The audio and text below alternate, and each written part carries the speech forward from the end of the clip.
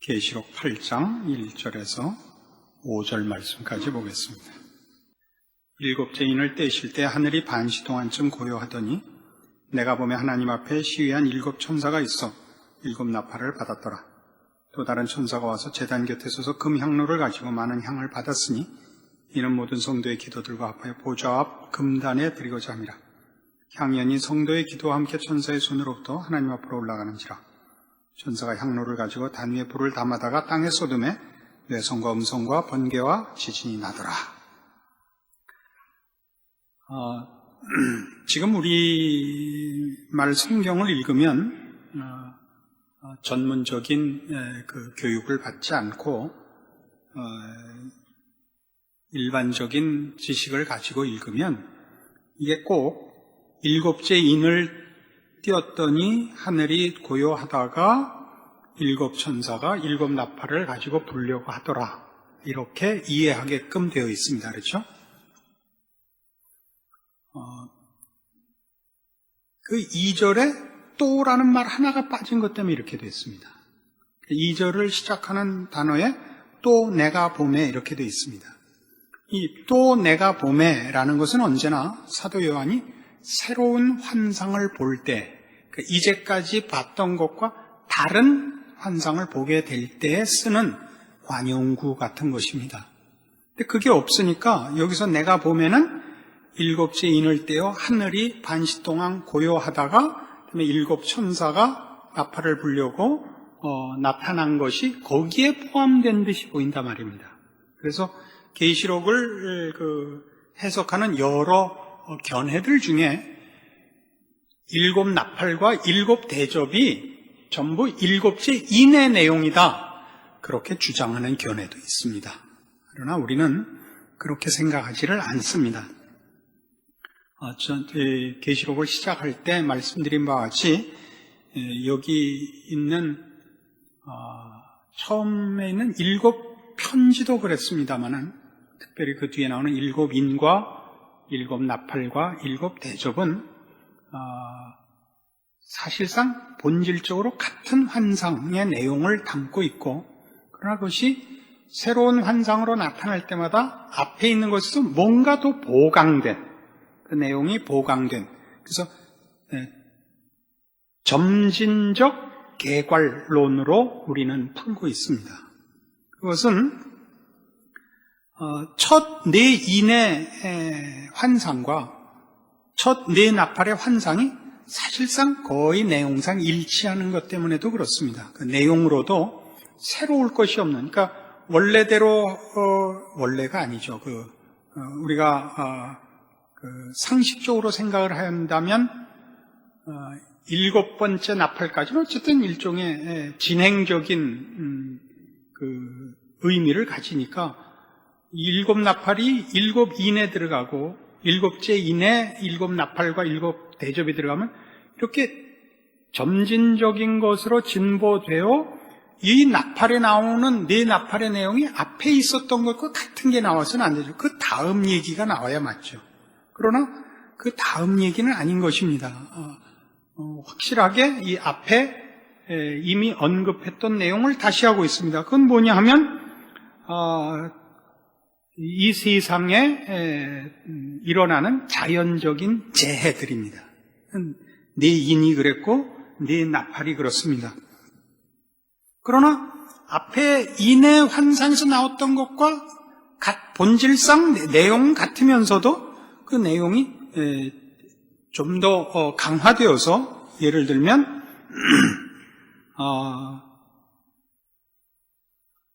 하나님과 악 사이의 근본적인 대립의 묘사가 이제 더 강화되어서 나타납니다.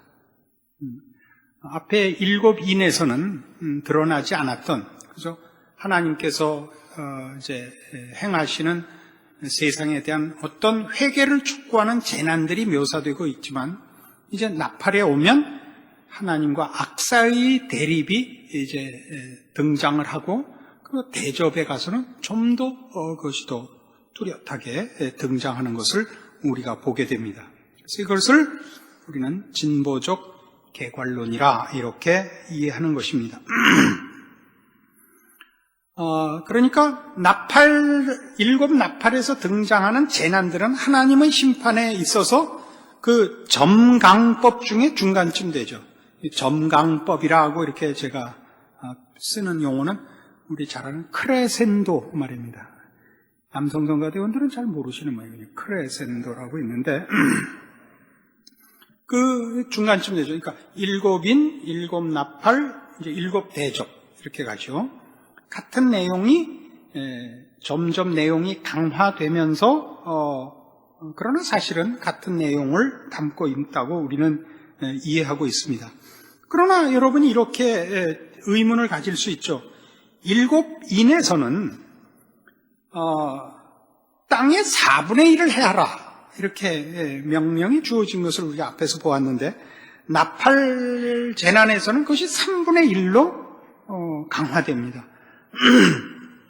이런 것들은 앞에는 이제 처음에는 재난이 4분의 1을 죽이다가 그 다음에는 이제 3분의 1까지 확대되는 이런 첫 4분의 1을 4분의 1에 해당하는 자들에게 영향을 미치는 재난이 있고 또 시간이 흘러서 그다음에 3분의 1을 죽이는 재난이 있고 라는 의미로 해석을 하지 않고 처음에 4분의 1이든 그 다음 3분의 1이든 그것이 다 전체를 다 죽이는 것은 아닌 마지막 심판으로서 행해지는 재난은 아니다 하는 것과 그러나 그 재난이 결국은 궁극적 심판을 종말의 최후 심판을 암시하고 있고 목적하고 있다는 것을 우리에게 알리기 위해서 인의 심판에서는 4분의 1을 나팔 심판에서는 3분의 1을 대접에 가서는 이제 결국 다 끝날 것입니다만은 그렇게 되어 있는 것입니다.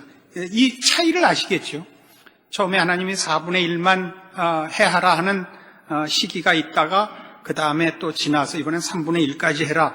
그 다음에는 전부 죽여라. 이런 그런 환상을 지금 부여받은 것이 아니라 같은 환상이지만 첫 환상에서는 그것이 4분의 1로 나타나고 둘째 환상에서는 그게 3분의 1로 나타나는 것은 그 재난 자체가 가지는 의미가 제한적 재난이며 즉 최후의 심판은 아직 아닌 것이 돼 그러나 최후의 심판을 시사하고 있는 암시하고 있는 목적하고 있는 재난이라는 것을 우리에게 가르치는 것이다 이겁니다. 이게 왜 이렇게 중요하냐면 이걸 이렇게 이해하지 않는다면 인이 있고 나팔이 있고 대접이 있고는 순서와 연대상에 이렇게 한 줄로 있는 이 첫 인으로부터 시작하여 7 대접으로 끝나는 21개의 고리가 되어버린단 말입니다.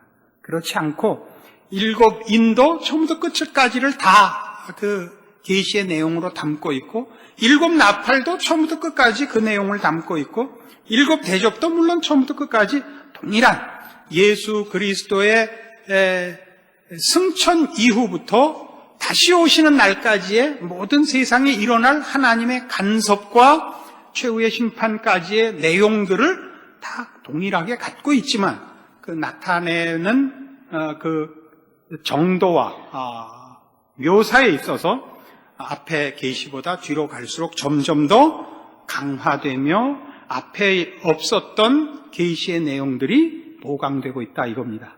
이런 것들은 우리 시작할 때도 살펴봤던 문제지만 오늘 더 확실하게 한번 살펴봅시다. 창세기 41장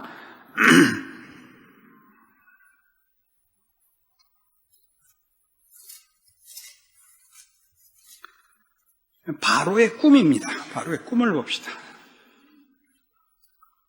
41장 1절 만 2년 후에 바로가 꿈을 꾼즉 자기가 하숫가에 섰는데 보니 아름답고 살찐 7 암소가 하수에서 올라와 갈밭에서 뜯어먹고 그 뒤에 또 흉악하고 파리한 다른 7 암소가 하수에서 올라와 그 소와 함께 하숫가에 섰더니 그 흉악하고 파리한 소가 그 아름답고 살찐 7 소를 먹은지라. 바로가 곧 깨었다가 다시 잠이 들어 꿈을 꾸니 한 줄기에 무성하고 충실한 7 이삭이 나오고 그 후에 또 세약하고 동풍에 마른 7 이삭이 나오더니 그 세약한 7 이삭이 무성하고 충실한 7 이삭을 삼킨지라.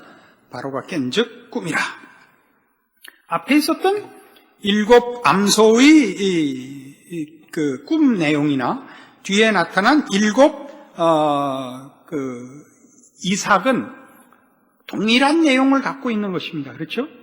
그러나 앞에 꾼 암소, 살찐 암소를 잡아먹는 파리한 암소의 그런 묘사보다 충실한 7 이삭을 삼키는 세약한 마른 이삭이 더 흉년에 관한 이해로는 또 오히려 발전된 것입니다. 그렇죠? 이 꿈을 처음에는 가축들에게 흉년이 들고 그 다음에는 곡식에 흉년이 든다로 이해하지 않습니다. 왜냐하면 이 계시가, 이 예언이 그대로 이루어진 것을 우리가 알기 때문이고, 그래서 그 사건을 통하여 역사적인 사건을 통하여 하나님이 어떤 일을 보이실 때 같은 내용을 여러 모습으로 또는 보이실 때마다 보강하여 보이신다는 사실을 성경에서 얼마든지 보기 때문입니다. 다니엘서 2장에 가보십시다.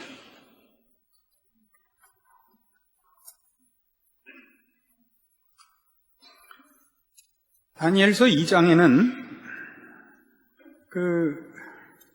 느부갓네살 왕이 꾼 꿈이 나옵니다. 2장 31절 구약성경 1234페이지입니다. 이제 느부갓네살 왕이 자기가 꾼 꿈을 까먹었죠. 무서운 꿈을 꿨다는 기억밖에 없고 꿈의 내용을 잊어서 술객들에게 내가 꾼 꿈을 해몽해라 그랬지 않습니까? 근데 무슨 꿈을 꿨는지 말씀하십시오. 그러니까 느부갓네살 왕이 니들이 술객이면서 나보고 꿈 얘기를 하란 말이냐? 니들이 내 꿈을 얘기하고 해석해라 그랬고 아무도 못했는데 이제 다니엘이 와서 하는 겁니다. 31절 왕이요, 왕이 한 큰 신상을 보셨나이다. 그 신상이 왕의 앞에 섰는데 크고 광채가 특심하며 그 모양이 심히 두려우니 그 우상의 머리는 정금이요 가슴과 팔들은 은이요 배와 넓적다리는 옷이요 그 종아리는 철이요 그 발은 얼마는 철이요 얼마는 진흙이었나이다. 또 왕이 보신즉 사람의 손으로 하지 아니고 뜨인 돌이 신상의 철과 진흙의 발을 쳐서 부서뜨리며 때에 철과 진흙과 놋과 은과 금이 다 부서져 여름 타작마당에 겨같이 되어 바람에 불려 간 것이 없었고 우상을 친 돌은 태산을 이루어 온 세계에 가득하였었나이다. 그리고 이제 꿈을 해몽합니다.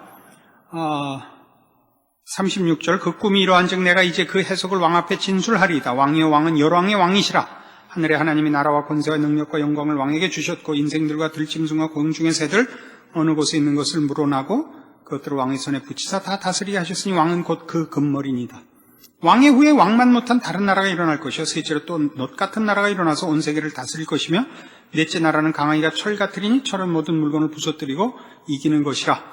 철이 모든 것을 부수는 것 같이 그 나라가 문나라를 부서뜨리고 빻을 것이라 이럽니다.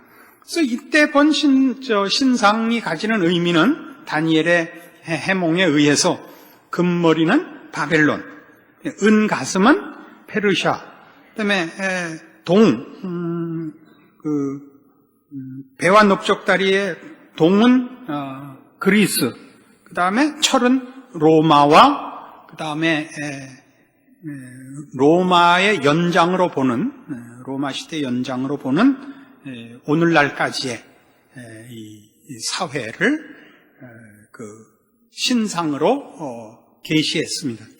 근데 동일한 이 내용을 7장 다니엘서 7장 1절에 가면 다르게 벨사살 왕 때 다시 다니엘에게 이 느부갓네살 왕의 꿈에 보였던 그 내용을 다르게 이제 보여주십니다. 7장 1절 바벨론 왕 벨사살 원년에 다니엘이 그 침상에서 꿈을 꾸며 뇌 속으로 이상을 받고 그 꿈을 기록하며 그 일의 대략을 진술하니라. 다니엘이 진술하여 가로되 내가 밤에 이상을 보았는데 하늘에 네 바람이 큰 바다로 몰려 불더니 큰 짐승 넷이 바다에서 나왔는데 그 모양이 각각 다르니 첫째는 사자와 같은데 독수리의 날개가 있더니 내가 볼 사이에 그 날개가 뽑혔고 또 땅에서 들려서 사람처럼 두 발로 서기함을 입었으며 또 사람의 마음을 받았으며 다른 짐승 곧 둘째는 곰과 같은데 그것이 몸 한편을 들었고 그 입의 잇사이에는 새 갈빗대가 물렸는데 그에게 말하는 자가 있어 이르기를 일어나서 많은 고기를 먹으라 하였으며 그 후에 내가 또 본즉 다른 짐승 곧 표범과 같은 것이 있는데 그 등에는 새 날개 넷이 있고 그 짐승에게 또 머리 넷이 있으며 또 권세를 받았으며 내가 밤 이상 가운데 그 다음에 본 넷째 짐승은 무섭고 놀라우며 또 극히 강하며 또 큰 철 이가 있어서 먹고 부서뜨리고 그 나머지를 발로 밟았으며 이 짐승은 전에 모든 짐승과 다르고 또 10뿔이 있으므로 내가 그 뿔을 유심히 보는 중 다른 작은 뿔이 그 사이에서 나더니 먼저 뿔 중에서 이 시가 앞에 뿌리까지 뽑혔으며 이 작은 뿔에는 사람의 눈 같은 눈이 있고 또 입이 있어 큰 말을 하였느니라. 그래서 느부갓네살 왕의 꿈에 보였던 그 장차 세상의 역사가 그때는 그 나라의 그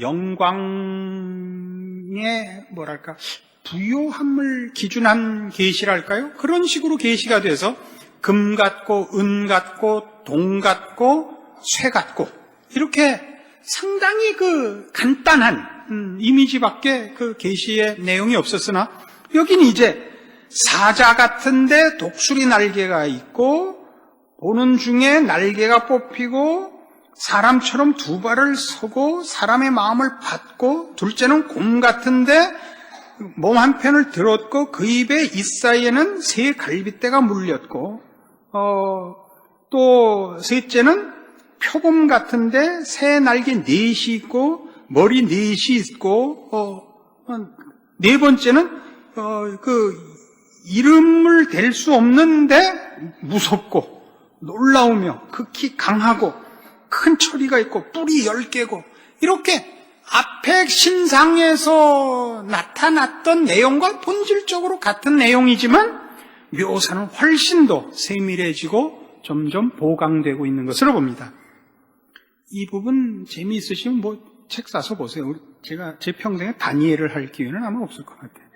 그럼 우리 계시록이 가진 것이 이때는 구약에서 저길 내다보는 거라서 신약 시대에 관한 건 여기 저 끝에 조그맣게밖에 보이지 않아요. 우리 계시록이 갖고 있는 것이 훨씬 내용이 더 풍성하고 더 자세합니다.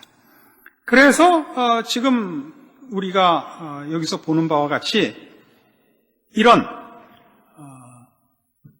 계시의 반복이지 같은 내용의 반복이요 보강 또는 더 세밀해지고 있는 것이지 어떤 다른 내용이 계속 붙고 있는 것은 아니라 이렇게 계시록을 이해하고 있습니다. 이렇게 이해하느냐 그렇지 않느냐는 굉장히 다르죠. 그렇죠? 그래서 그 계시록을 설명하시는 분들 중에 지금 우리가 쓰는 이런 식의 계시록 보는 법을 따르지 않고 이걸 처음부터 끝까지 이렇게 나열된 연대적으로 일어날 일들을 기록한 것이라 라고 생각하는 이들이 또 많이 있습니다. 특별히 세대주의자들이 그렇게 이해를 하고 있고 그래서 그들은 그 인에 계시든 나팔에 계시든 대접의 계시든 거기 등장하는 것들이 각 어느 땐가는 그것으로 상징된 실제적인 사건과 인물이 등장하리라고 믿고 있습니다.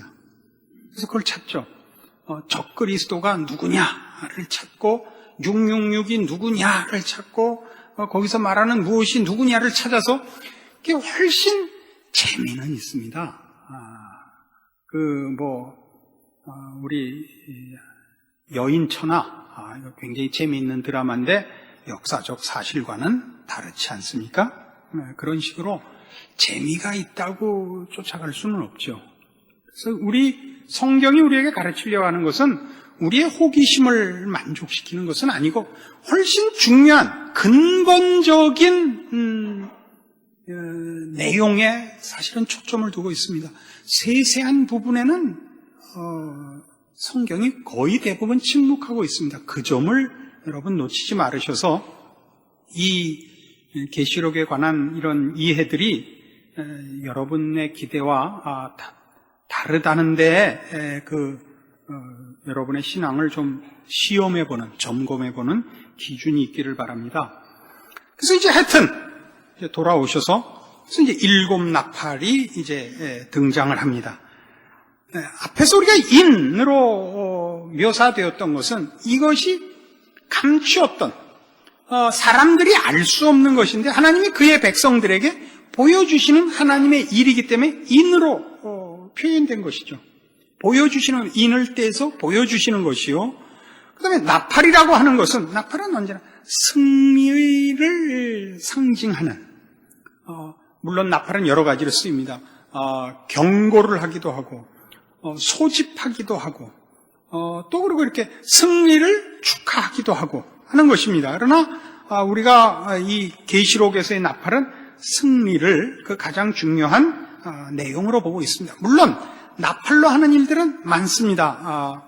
이제 이스라엘 백성들을 소집할 때, 또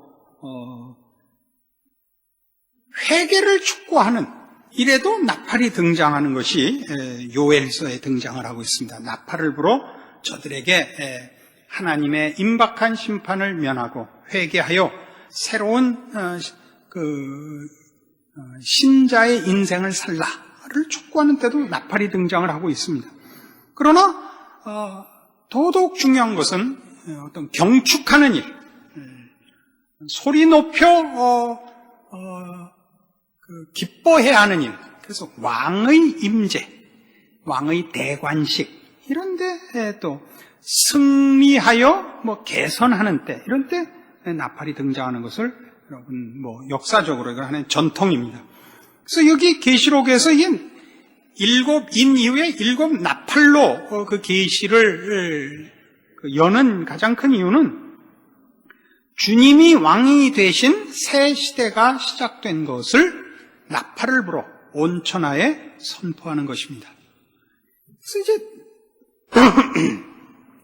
인에 있어서나 나팔에 있어서나 대접에 있어서나 우리는 그것이 다 내용이 재앙이기 때문에 인을 떼는 것이 무슨 겁나는 무슨 사나운 짐승이 같이 있는 우리의 문을 여는 것 같고, 나팔을 부는 것이 적군이 쳐들어온다 준비하라 그러는 것 같고, 대접을 썼는 것이 그냥 우당탕 퉁탕 확 뒤집어 엎는 것 같은 그런 인상을 먼저 갖고 있지만, 사실 성경이 이 계시록이 우리에게 나타내고자 하는 것은 인을 떼심으로 너희가 지금 겪고 있는 것이 암울하고 절망적이고 패배자 같아 보이지만 사실은 그게 아니고 하나님의 손길 속에 이 모든 세계와 역사가 장악되어 있고, 그 손길은 너희를 완성하고 복되게 하기 위하여 십자가를 세우고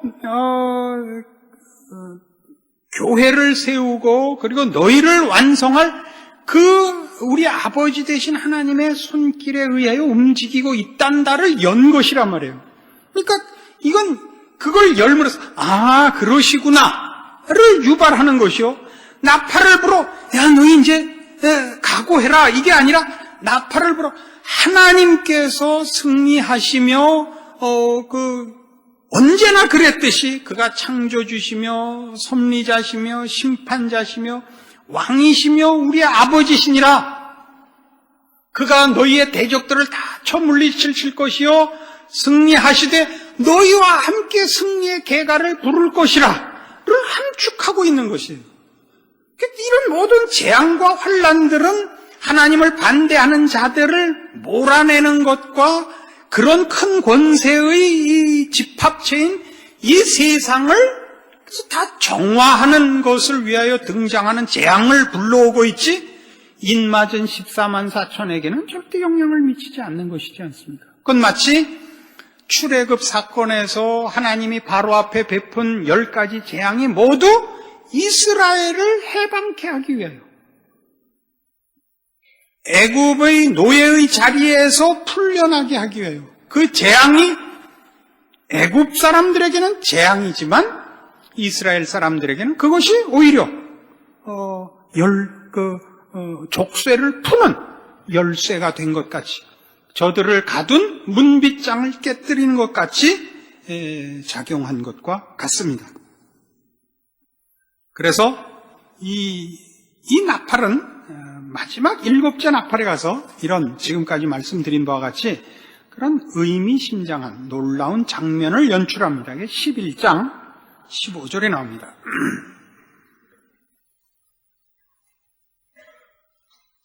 11장 15절. 7째 천사가 나팔을 불매 하늘에 큰 음성들이 나서 가로되 세상 나라가 우리 주와 그 그리스도의 나라가 되어 그가 세세토록 왕노릇 하시리로다 하니, 하나님 앞에 자기 보좌에 앉은 24장로들이 엎드려 얼굴을 대고 하나님께 경배하여 가로되 감사하옵나니 옛적에도 계셨고 시방도 계신 주 하나님 곧 전능하시니요 친히 큰 권능을 잡으시고 왕노릇 하시도다. 이방들이 분노하며 주의 진노가 임하여 죽은 자를 심판하시며 종 선지자들과 성도들과 또 물온대소하고 주의 이름을 경외하는 자들에게 상 주시며 또 땅을 망하게 하는 자들을 멸망시키실 때로소이다 하더라. 그러니까 나팔을 불며 뭐가 등장해요? 찬송하리로다가 등장하는 거예요. 나팔을 불며 하늘의 찬양대로 하여금 그 찬양을 울리게 하는 말하자면 시그널 뮤직 같은 것이 되는 거예요.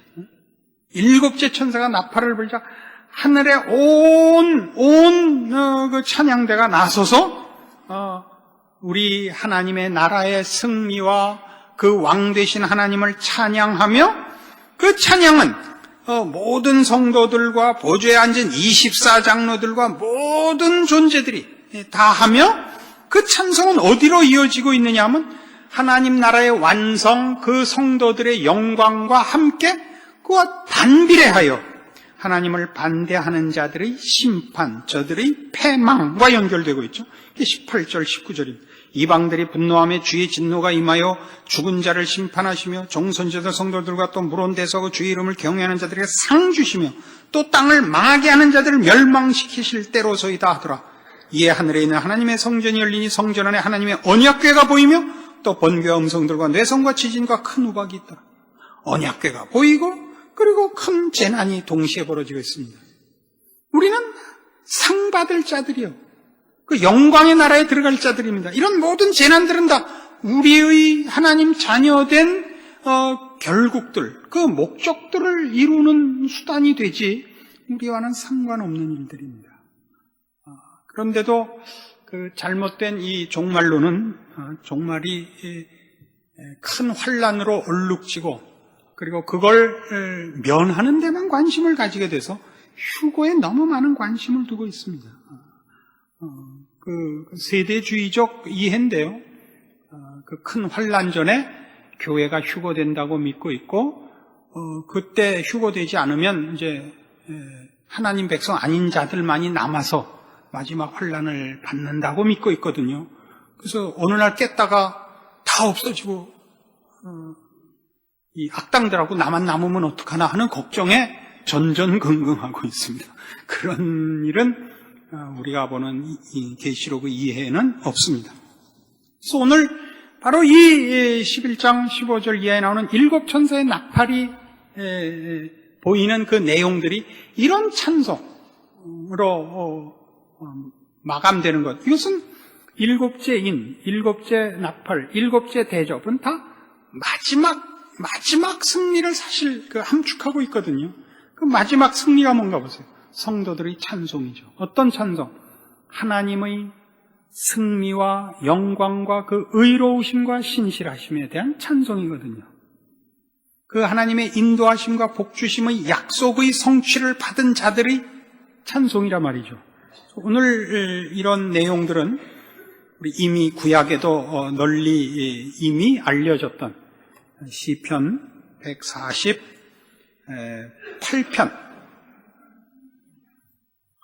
시편 148편, 149편, 150편 이 세 장이, 세 시편이 오늘 우리의 내용과 아주 부합되고 기억할 만한, 여러분들이 늘 암송할 만한 시인데,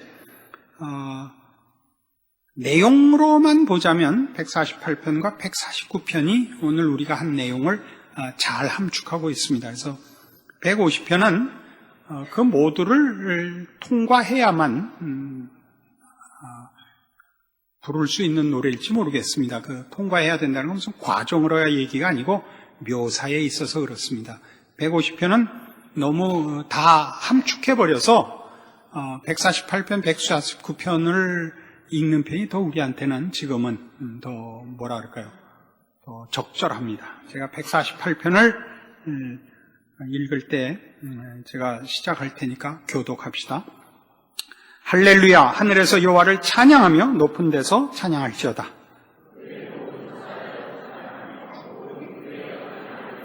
해와 달아 찬양하며 광명한 별들아 찬양할지어다.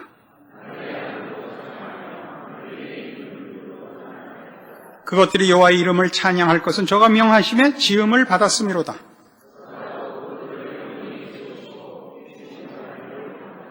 너희 용들과 바다여 땅에서 여호와를 찬양하라. 산들과 모든 작은 산과 과목과 모든 백향목이며 세상의 왕들과 모든 백성과 방백과 땅의 모든 사사며 다 여호와의 이름을 찬양할지어다. 그 이름이 홀로 높으시며 그 영광이 천지에 뛰어나심이로다.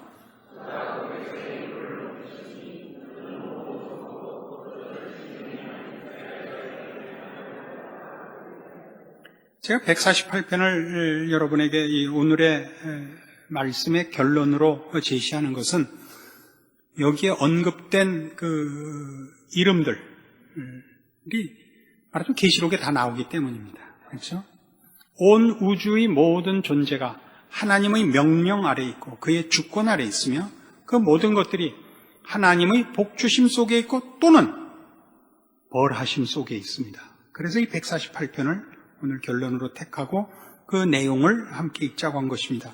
149편도 그렇습니다. 한 번 더 합시다. 할렐루야 새 노래로 여호와께 노래하며 성도의 회중에서 찬양할지어다.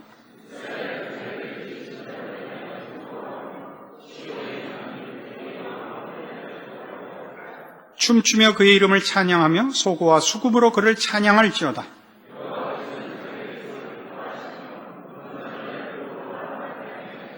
성도들은 영광 중에 즐거워하며 저희 침상에서 기쁨으로 노래할지어다.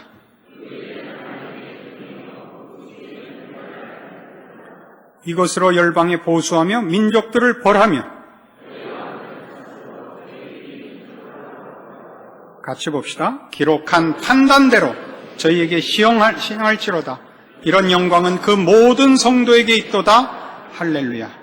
이 9절에는 성도들이 심판에 참여하고 있는 것을 묘사하고 있고 그 8절에는 세상의 권세가 심판을 면하는 기준이 될 수 없고 하나님을 믿지 않고 그에게 순종하지 않으면 세상에 아무리 큰 권세와 부를 갖고 있어도 심판을 면할 수 없다 하는 것이 그 8절입니다. 이것은 계시록에서만 드러난 것이 아니고 사실은 성경 전체에서 드러난 내용이며 이제 그 하나님의 통치의 기준, 우리에게 명하신 명령의 내용들이 결국은 성취되며 그 기준을 따라 하나님께서 벌하시고 또 상 주시는 일들이 장차 일어나고 그래서 이 세상은 지금같이 죄악이 다스리지 않고 하나님이 다스리는 나라로 변할 수밖에 없다 하는 것을 계시록이 우리에게 가르치고 있고 성경 전체의 내용을 사실은 요약하고 있는 것입니다. 여러분들은 마지막 시대를 종말을 어떤 드라마로 이해하려고 하지 마시고 우리가 다 알고 있는 우리의 내세신앙 하나님만을 아버지로 섬기는 예수를 믿어야만 되는 이 우리의 신앙 고백들과 내용들을 근거로 하시며 그 내용의 본질로 삼으시는 이 신앙을 지켜 세상을 이기고 하나님께서 승리를 우리에게 주시는 날까지 충성하리라 다짐하는 것이 계시록의 요구라는 것 기억하시기 바랍니다. 기도하십시다. 하나님 아버지 은혜를 감사합니다. 우리를 만드시고 또 구원하시고 복되게 하시고 영광스럽게 하시려고 말씀하시며 인도하시며 지키시며 그리고 모든 악한 것들을 심판하시고 우리에게 영광의 날을 주신다는 성경의 말씀과 하나님의 약속을 믿습니다. 주를 믿는다 고백하였은즉 이제 죄와 세상으로부터 우리를 구별할 줄 알며 우리의 약속들을 또 고백들을 지키기 위하여 세상과 타협하지 않고 믿음으로 싸우기로 약속합니다. 세상이 우리를 조롱하고 위협하고 유혹할 때 우리 하나님의 자녀라는 이름으로 이기게 하시고 우리에게 약속된 모든 믿음의 내용들이 마침내 이루어질 것을 말씀을 통하여 굳게 붙잡고 승리하는 우리의 인생이 되게 하여 주시옵소서. 예수님 이름으로 기도합니다. 아멘.